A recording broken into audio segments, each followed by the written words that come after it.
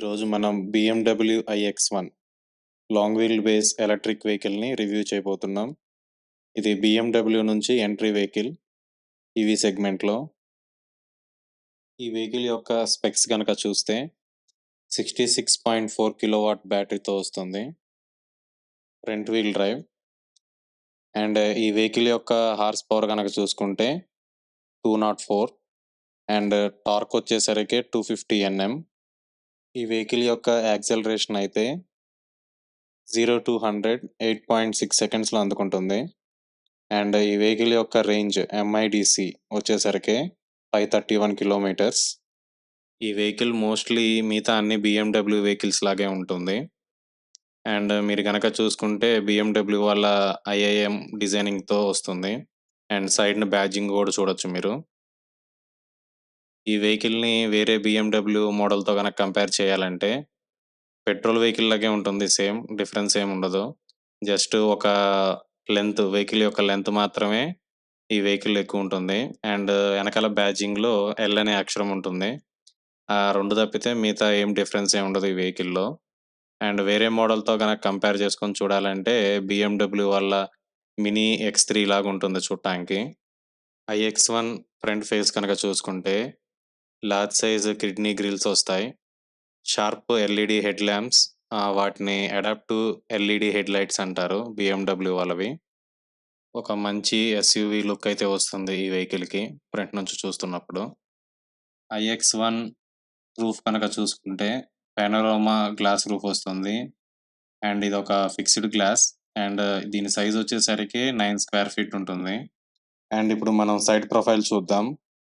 18-inch వీల్స్తో పాటు BMW styling బ్యాడ్జింగ్స్ కూడా కనపడతాయి. అండ్ ఈ మోడల్లో long wheel base standard wheelbase difference తెలిసేది మనకి ఇక్కడ మాత్రమే. దీని యొక్క లెంత్ అనేది చూడంగానే తెలిసిపోతుంది ఇది లాంగ్ వీల్ బేస్ అని. మనం ఇప్పుడు రేర్ ప్రొఫైల్ చూద్దాం. సేమ్ స్టాండర్డ్ వేరియంట్ ఎలా అయితే ఉందో సేమ్ దీనికి కూడా అలానే వస్తుంది. అండ్ బ్యాడ్జింగ్లో వచ్చేసరికి L లెటర్ని మనం ఇక్కడ చూడొచ్చు. ఆటోమేటిక్ టెయిల్ గేట్ వస్తుంది.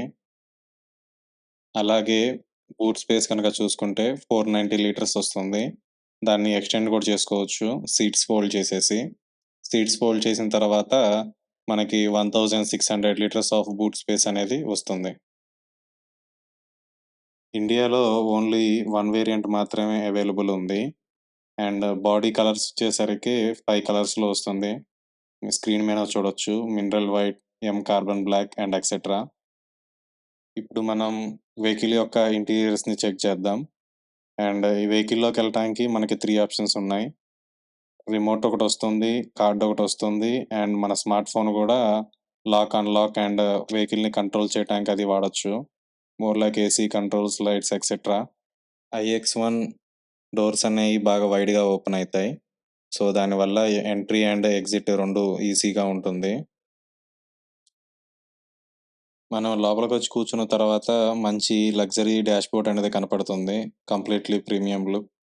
అండ్ అంతా టాప్ కానీ సైడ్స్ కానీ అంతా సాఫ్ట్ టచ్ మెటీరియల్ వస్తుంది. ఓన్లీ డోర్స్ యొక్క బాటమ్ అండ్ కింద భాగాల్లో హార్డ్ ప్లాస్టిక్ అనేది ఉంటుంది. ఇది ఎంట్రీ లెవెల్ ఈవీ కాబట్టి BMW నుంచి. అండ్ మనం సెంటర్లో ఫ్లోటింగ్ కన్సోల్ని చూడొచ్చు. ఈ వెహికల్లో హార్మన్ కార్డెన్ సౌండ్ సిస్టమ్ అనేది వస్తుంది 12 స్పీకర్తో. అవుట్పుట్ వచ్చేసరికి 205 వాట్స్. మోస్ట్లీ యూరోపియన్ ట్యూనింగ్తో వస్తుంది. మంచి సాఫ్ట్ మ్యూజిక్ వినడానికి చాలా బాగుంటుంది. ఇప్పుడు స్టీరింగ్ వీల్ కనుక చూసుకుంటే మిగతా BMWs లాగే మంచి స్టైలిష్ స్టీరింగ్ వీల్ అనేది వస్తుంది. ఈ స్టీరింగ్ వీల్కి ప్యాడల్ షిఫ్టర్స్ అనేవి ఏమి రావు. రీజన్ చేంజ్ చేసుకోవటానికి కానీ బూస్ట్ మోడ్లోకి వెళ్ళటానికి కానీ ఏమి రావు. మనం లెఫ్ట్ సైడ్న గేర్ షిఫ్టర్ నుంచి చేంజ్ చేసుకోవాలి. అండ్ మిగతా మూడ్స్ కనుక చేంజ్ చేయాలంటే టచ్ స్క్రీన్ నుంచి చేసుకోవాల్సిందే. లెఫ్ట్ సైడ్న ఆర్మ్ రెస్ట్లో కొంచెం చిన్నపాటి స్పేస్ అండ్ ఎదురు స్మార్ట్ ఫోన్ ఛార్జర్ అనేది వస్తుంది వైర్లెస్. ఇంటర్ఫేస్ అండ్ గ్రాఫిక్స్ రెండు బాగుంటాయి. మంచి స్మూత్ ఫీలింగ్ అనేది ఉంటుంది టచ్ స్క్రీన్ అది వాడేటప్పుడు. అండ్ ఇన్స్ట్రుమెంట్ డైల్స్ కూడా మంచి క్రిస్ప్గా చాలా నీట్గా ఉంటాయి. అండ్ మల్టిపుల్ మూడ్స్ అనేవి BMW మూడ్స్ అనేవి వస్తాయి దీంట్లో. అడాప్టివ్ మోడ్ అనేది ఎక్కువ అందరూ ఫ్రీక్వెంట్గా వాడతారు. బాగుంటుంది అడాప్టివ్ మోడ్ అనేది.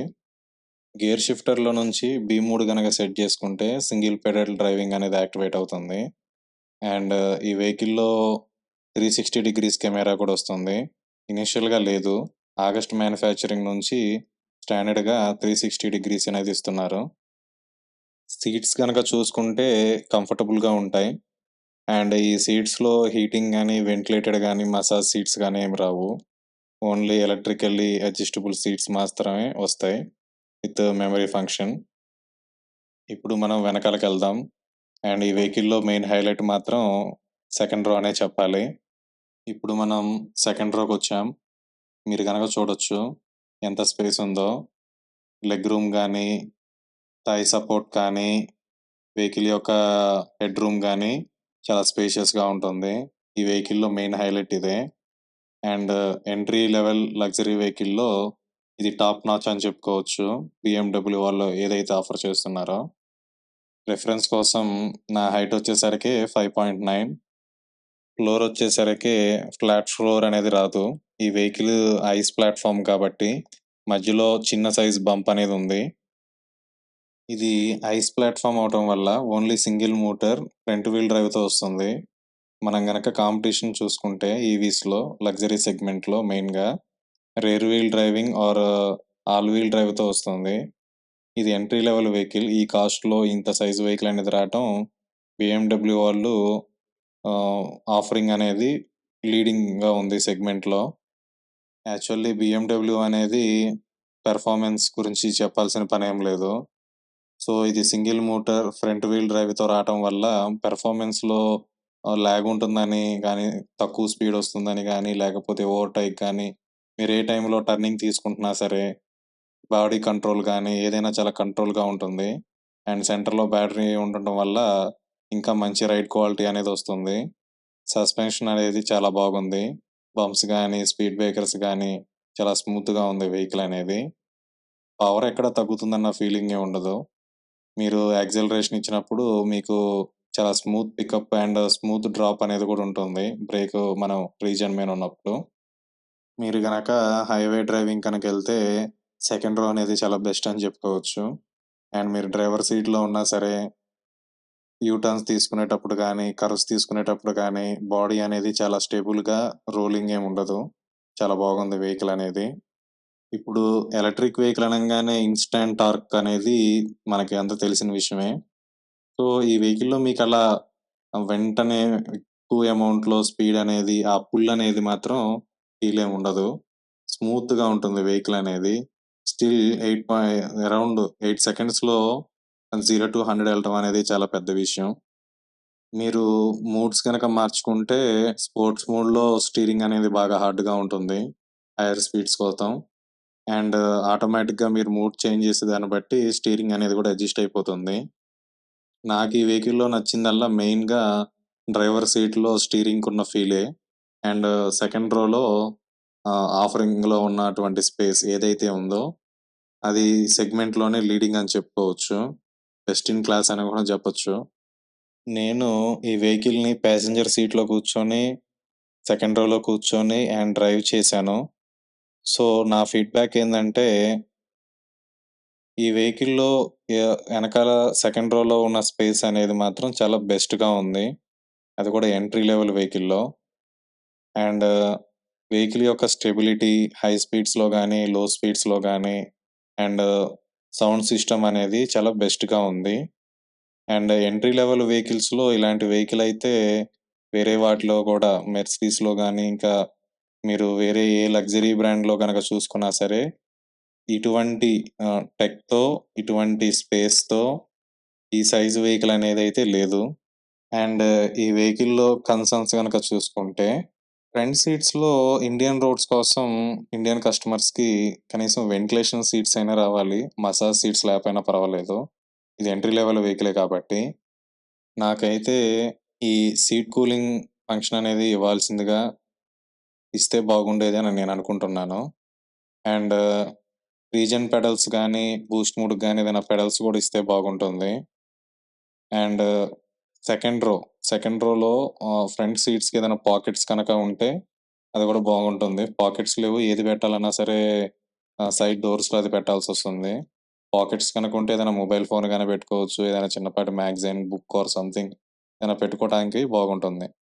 సో, ఫైనల్‌గా ఈ వెహికల్ యొక్క వర్డిక్ట్ చెప్తాను. ఈ వెహికల్ మెయిన్‌గా ఎవరు కొనుక్కోవాలంటే, జస్ట్ ఇప్పుడే లగ్జరీ సెగ్మెంట్‌లోకి ఎంటర్ అవుదాం అనుకున్నోళ్ళకి మాత్రం ఇది చాలా బెస్ట్ వెహికల్ అని చెప్తాను. మిగతా ఆప్షన్స్ అన్నీ చూసుకున్నా సరే, ఈ వెహికల్‌లో ఆఫర్ ఏదైతే ఇస్తున్నారో, అది మిగతా ఏ లగ్జరీ సెగ్మెంట్ ఎంట్రీ వెహికల్ అయితే రాదు. లేవు కూడా. అండ్ ఎవరికైతే సెకండ్ రో స్పేస్ అనేది చాలా ముఖ్యమో, వాళ్ళకి ఈ వెహికల్ అనేది ఎంట్రీ లెవెల్‌లో చాలా మంచిగా ఉంది. అండ్ డ్రైవర్ పెట్టుకొని ఎనకాల ప్యాసింజర్‌లో సీట్‌లో కూర్చునేవాళ్ళు గానీ, లేకపోతే సెకండ్ రోలో కూర్చునేవాళ్ళు గానీ, వాళ్ళకి ఈ వెహికల్ అనేది చాలా బాగుంటుంది.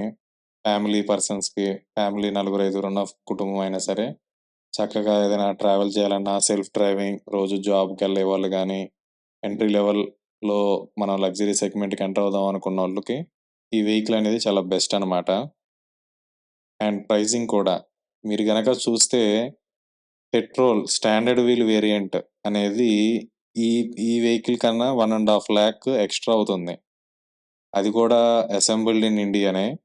ఈ BMW iX one long wheel base కూడా ఇండియాలో అసెంబుల్ అయిన వెహికలే. కానీ ఈవీయే తక్కువ రేటు. మనం పెట్రోల్ ఆటోమేటిక్‌దో గనక చూసుకుంటే. యాక్చువల్లీ ఈ మనం చూస్తా ఉంటాం సహజంగా ఎలక్ట్రిక్ వెహికల్ మీద ఒక 1,00,000, 50,000, 10,00,000 డిఫరెన్స్ అనేది ఉంటుంది. కానీ ఈ వెహికల్‌లో బెనిఫిట్ ఏందంటే ఈవీయే తక్కువ. స్టాండర్డ్ వెహికల్‌తో గనక కంపేర్ చేసుకుంటే. దట్స్ ఇట్ అండి. ఈ వీడియో ఇంతటితో ఎండ్ చేద్దాం.